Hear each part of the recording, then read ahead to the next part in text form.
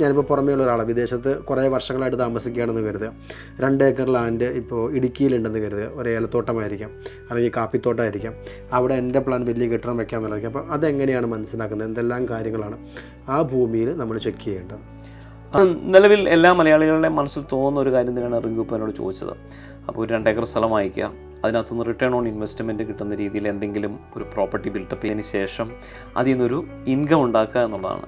പക്ഷേ പല കാര്യങ്ങൾ കൊണ്ടും പല സാഹചര്യങ്ങൾ കൊണ്ടും ഈ ഏലപ്പട്ടയത്തിന്മേലോ അല്ലെങ്കിൽ എസ്റ്റേറ്റ് മേഖലകളിലോ ഒന്നും നിങ്ങൾക്ക് കൺസ്ട്രക്ഷൻ പോസിബിൾ അല്ല.